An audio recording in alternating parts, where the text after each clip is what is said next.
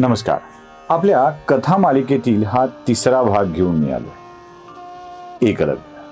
महाभारतातलं असं एक पात्र ज्या एकलव्याला घेऊन अनेक कथानकं रंगविण्यात येतात. एकलव्याची कथा आपल्या सगळ्यांना ठाऊक आहे. एकलव्याची कथा सांगण्यापूर्वी भगवान श्रीकृष्णांनी एकलव्याबाबत केलेलं विधान मला तुम्हाला सांगायचं. भगवान श्रीकृष्ण म्हणाले होते, जर याचा अंगठा काढला गेला नसता तर जगातला हा सर्वश्रेष्ठ धनुर्धर झाला असता. म्हणजे एकलव्याला पराभूत करणारं कोणीच जन्माला आलं नसतं, असं भगवान श्रीकृष्ण म्हणाले, असं आपल्याला सांगितलं जातं. मग एकलव्याचा अंगठा काढून घेतला गेला आणि एका निषाद पुत्रावरती हा अन्याय केला. द्रोणाचार्य नावाच्या ब्राह्मण गुरुनी निषाद पुत्रावर, भिल्ल पुत्रावर अन्याय करून खूप मोठं पाप केलं असं त्याला सांगितलं जातं. एकलव्याची कथा जितकी पराक्रमाची, म्हणजे एकलव्याच्या बाबत मी एक सांगू, म्हणजे माझं व्यक्तिगत मत, अनन्य गुरुभक्ती असलेला, प्रचंड क्षमता असलेला, अभ्यास असलेला, एकाग्रता असलेला आणि या सगळ्याच्या जोरावर प्रचंड गुणवत्ता असलेला एक अनमोल अजेय योद्धा म्हणजे एकलव्य. एकलव्याच्या पराक्रमाची किंवा पराक्रमाशी कसलीही तडजोड करता येणार नाही असा तो योद्धा. एकलव्याचं मोठेपण वेगळीकडं आणि एकलव्याचं निषाद राजा असल्याचं सांगून, केवळ तो वनवासी आदिवासी असल्याचं सांगून त्याच्यावरती अन्याय झाल्याची जी कथा सांगितली जाते ती वेगळी. मुळात माझ्यासमोरचा एक मोठा प्रश्न आहे, एकलव्य हा निषाद होता की यदुवंशीय होता? तुम्हाला जरा असं आश्चर्य वाटेल माझ्या या विधानामुळे, पण हा माझ्या समोरचा प्रश्न आहे. एकलव्य निषाद होता की आदिवासी होता, हा माझ्या समोर पडलेला एक मोठा प्रश्न आहे. हरिवंश पुराण नावाचं एक पुराण आहे, ज्याच्यामध्ये हरिवंश पर्व आहे आणि या हरिवंश पर्वाच्या 34व्या अध्यायात हरिवंश पुराण, हरिवंश पर्व आणि त्यातला 34वा अध्याय, यात जी कथा सांगितली आहे ती काहीतरी एकलव्याच्या बाबत वेगळीच कथा आपल्याला ऐकायला मिळते. मग एकलव्यावरती झालेला अन्याय त्याच्या जातीमुळे झालेला होता का, या प्रश्नाचं उत्तर आपल्याला शोधावं लागेल. एकलव्याला मी ज्ञान देणार नाही कारण एकलव्य क्षत्रिय नाही असं सांगून गुरु द्रोणाचार्यांनी एकलव्याचा अंगठा काढून घेतला आणि अर्जुन एक क्षत्रिय श्रेष्ठ धनुर्धर व्हावा यासाठीची व्यवस्था केली गेली अशी कथा सांगता असताना तो निषाद असल्याचं सांगितलं जातं.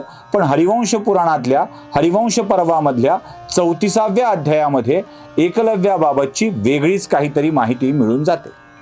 ती माहिती काय आहे? वसुदेव हे श्रीकृष्णाचे पिता. आता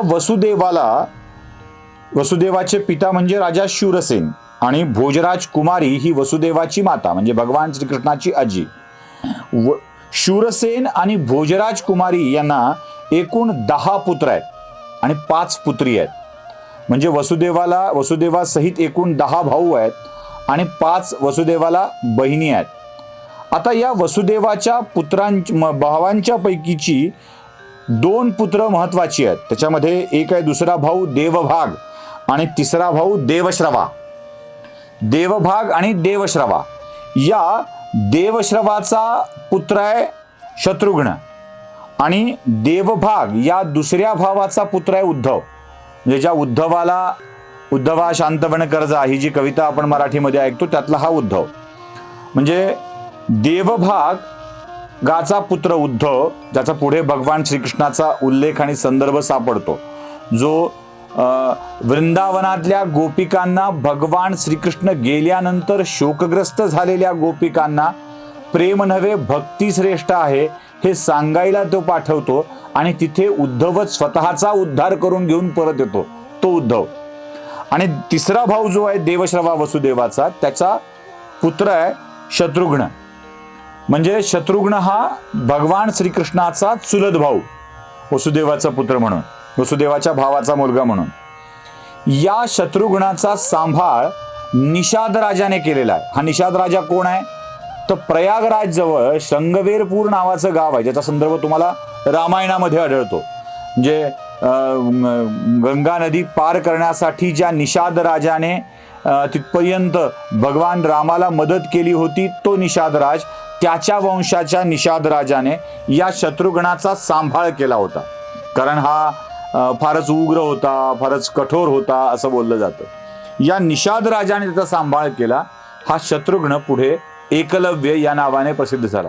म्हणजे हा एकलव्य भगवान श्रीकृष्णाचा चुलत भाऊ होता.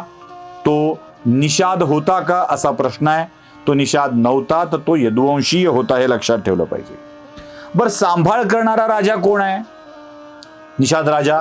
तर सांभाळ करणारा राजा आहे हिरण्यधनू, आणि या हिरण्यधनूची पत्नी सुलेखा. या दोघांनी एकलव्याला म्हणजे शत्रुघ्नाला आपल्या मुलासारखा सांभाळला. पुढे याचा विवाह करून दिला तो सुनीता नावाच्या एका निषाद कन्येशी. म्हणजे आता पूर्णतः हा शत्रुघ्न निषाद वंशामध्ये स्थिरावलेला होता. आणि पुढे हिरण्यधनूच्या पश्चात त्यानं आपल्या शृंगवेरपूरच्या राज्याला सांभाळायला सुरुवात केलेली होती.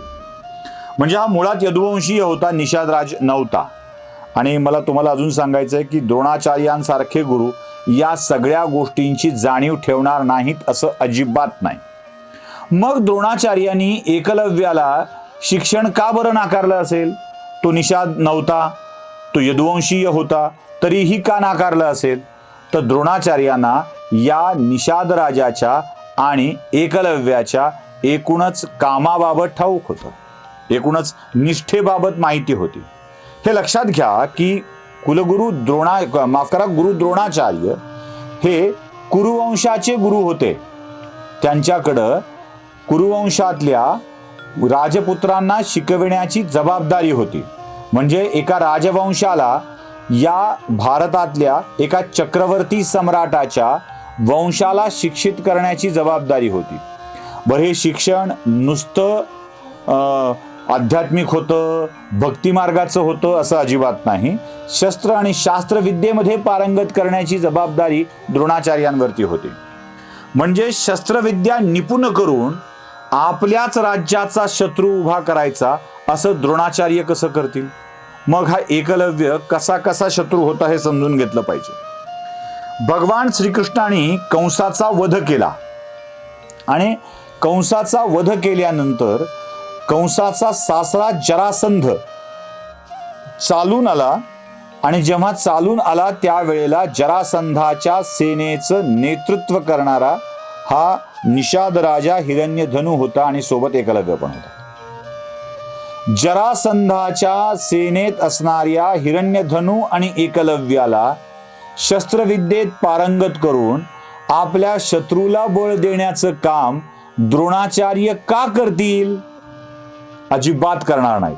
कारण ते एका क्षत्रियाच्या साम्राज्यामध्ये काम करत होते, त्यांच्या राजपुत्रांना शिकविण्याचं काम करत होते.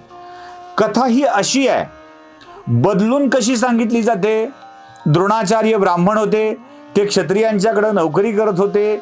एकलव्य हा निषाद होता, तो वनवासी होता. वनवासी क्षत्रियाच्या पुढे गेला नाही पाहिजे अशी वृत्ती द्रोणाचार्यांची होती, म्हणून द्रोणाचार्यांनी त्याला शिक्षण दिलं नाही असं अजिबात नाही.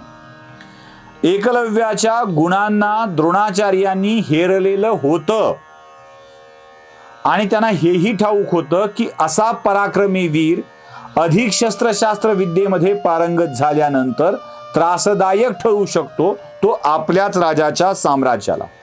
याच हरिवंश पुराणातल्या भविष्य पर्वामध्ये आणखी एक कथा आहे, ज्यात बंग, पुंड्रू, पौंड्रक या राजांचा द्वारकेसोबत भगवान श्रीकृष्णासोबतचं वैर होतं. पौंड्रकाची कथा तर सगळ्यांना ठाऊक आहे. पौंड्रक हा भगवान श्रीकृष्णावर प्रचंड खार खाऊन होता आणि श्रीकृष्णाच्या विरोधामध्ये त्यानं स्वतःला वासुदेव असं घोषित केलं होतं. जेव्हा पौंड्रकानं द्वारकेवरती आक्रमण केलेलं होतं तेव्हा एकलव्य या पौंड्रकाच्या सोबत होता. भाऊकीचं वैर, हो भाऊकीचं वैर, दुसरं काय. या पौंड्रकाच्या सोबत होता. एकलव्याचा पराक्रम किती बघा, काय पराक्रमी होता तो. एकलव्यानं वसुदेव, उग्रसेन, उद्धव अक्रूर, कृतवर्मा, सारण या सगळ्या पराक्रमी योद्ध्यांना घायल करून टाकलं होतं. या सगळ्या पराक्रमी योद्ध्यांना घायल करून टाकलं होतं. आणि शेवटी बलरामांना आपलं हल घेऊन एकलव्याच्या मागे लागावं लागलं होतं. बलरामाच्या पुढे एकलव्याचा निभाव लागला नाही आणि द्वारकेतील समुद्र 5 योजने पोहून तो एका बेटावर गेला आणि तिथेच तो निवास करू लागला. द्वारकेच्या पुढे अरबी समुद्रातल्या बेटावर तो निवास करू लागला. मग पुढे जेव्हा महाभारताचं युद्ध घडतं तेव्हा एकलव्य या युद्धात तुम्हाला दिसत नाही, कारण तो बलरामाला घाबरून एका बेटावर जाऊन बसलेला होता. तो महाभारताच्या युद्धात म्हणून तुम्हाला एकलव्य दिसत नाही. आता बघा, जो भगवान श्रीकृष्णाच्या वरतीही आक्रमण करून जातो, जो ज्या जरासंधाचा वध भीमानी केला त्याच्या विरोधात, भीमाच्याच कुळाच्या विरोधात तो जरासंधाच्या सोबत असतो. द्वारकेवरती आक्रमण करणाऱ्या भगवान श्रीकृष्णाच्या शत्रूला तो मदत करतो. कंसवधानंतर तो मथुरेवरती आक्रमण करायला आलेल्या जरासंधाच्या सोबत असतो. अशा एकलव्याला द्रोणाचार्य शस्त्र आणि शास्त्रविद्येत पारंगत करून आपल्या शत्रूला बलशाली करतील का हे लक्षात ठेवायला हवं. एकलव्याची कथा आता सांगताना काही पुरोगामी लोक एकलव्याची जात सांगतात, या जातीमुळे त्याच्यावर अन्याय झाल्याचं सांगतात, पण तो निषाद होता का की तो यदुवंशीय होता याचा खुलासा मात्र करत नाहीत. एकलव्याच्या पराक्रमाविषयी कोणतीही शंका नाही, पण पराक्रमी पुरुष हा सद्वृत्तीच्या विरोधात उभा होता, चांगल्या माणसांच्या विरोधात उभा होता, म्हणून त्याला ज्ञानापासून वंचित ठेवणं, त्याला अधिक सक्षम होण्यापासून वंचित ठेवणं आवश्यक होतं. ही कथा देखील समोर आली पाहिजे, तुम्हाला सांगता यावं म्हणून एकलव्याची ही कथा मी पुन्हा सांगितलेली आहे. कशी वाटली ते नक्की सांगा. लाईक, शेअर, सबस्क्राईब करायला विसरू नका. धन्यवाद.